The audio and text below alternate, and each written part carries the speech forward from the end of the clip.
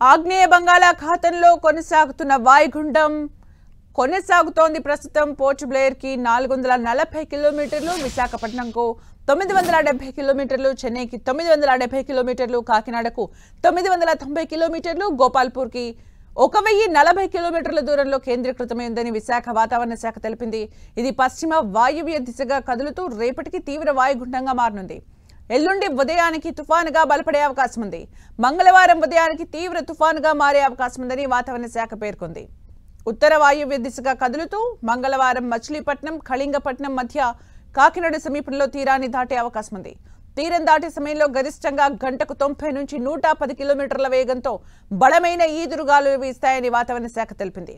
మత్స్యకారులు సముద్రంలో వేటకు వెళ్లరాదని, ప్రజలు అప్రమత్తంగా ఉండాలని హెచ్చరించింది.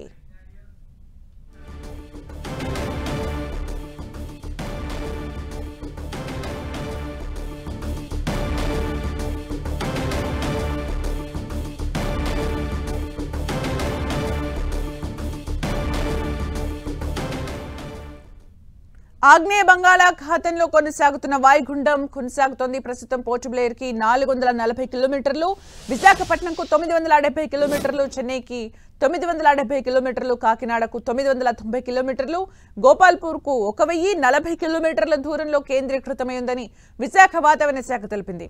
ఇది పశ్చిమ వాయువ్య దిశగా కదులుతూ రేపటికి తీవ్ర వాయుగుండంగా మారనుంది. ఎల్లుండి ఉదయానికి తుఫానుగా బలపడే అవకాశం ఉంది. మంగళవారం ఉదయానికి తీవ్ర తుఫానుగా మారే అవకాశం ఉందని వాతావరణ శాఖ పేర్కొంది. ఉత్తర వాయువ్య దిశగా కదులుతూ మంగళవారం మచిలీపట్నం, కళింగపట్నం మధ్య కాకినాడ సమీపంలో తీరాన్ని దాటే అవకాశం ఉంది. తీరం దాటే సమయంలో గరిష్టంగా గంటకు 90 నుంచి 110 కిలోమీటర్ల వేగంతో బలమైన ఈదురుగాలులు వీస్తాయని వాతావరణ శాఖ తెలిపింది.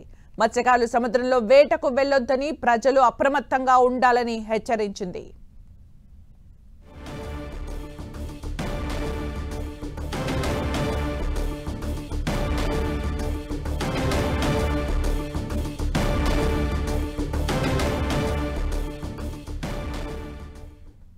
రానున్న 5 రోజుల పాటు వర్షాల కారణంగా ప్రమాదకర పరిస్థితులు తలెత్తే అవకాశం ఉందంటున్న విశాఖ వాతావరణ కేంద్ర అధికారి నాగభూషణంతో మా ప్రతినిధి విక్రమ్ ఫేస్ టు ఫేస్.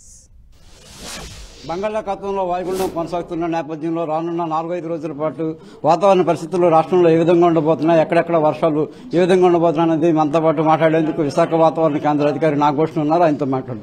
చెప్పండి, వాయుగుండం ప్రభావం ఎలా ఉండబోతుంది, ఏ ప్రాంతాల మీద ఎలాంటి ప్రభావం చూపించబోతుంది? ఖచ్చితంగా నిన్న సుస్పష్టమైనటువంటి అల్పపీడనము ఈరోజు ఉదయం 5:30కి వాయుగుండంగా మారినది.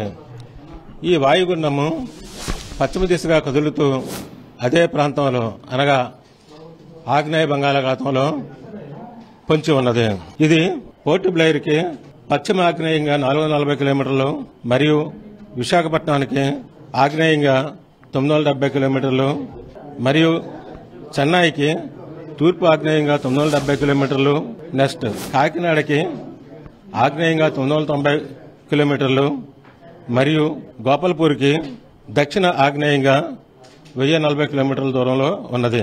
పశ్చిమ వాయువు దిశగా కదులుతూ మరింత బలపడి తీవ్ర వాయుగుండంగా రేపు ఉదయానికి ఏర్పడే అవకాశం ఉన్నది. ఇది తుఫానుగా అదే దిశలో కదులుతూ తుఫానుగా నైరుతి మరియు దానికి ఆనుకుని ఉన్న పశ్చిమ మధ్య బంగాళాఖాతంలో 27 తారీఖు మార్నింగ్ కల్లా ఏర్పడే అవకాశం ఉన్నది.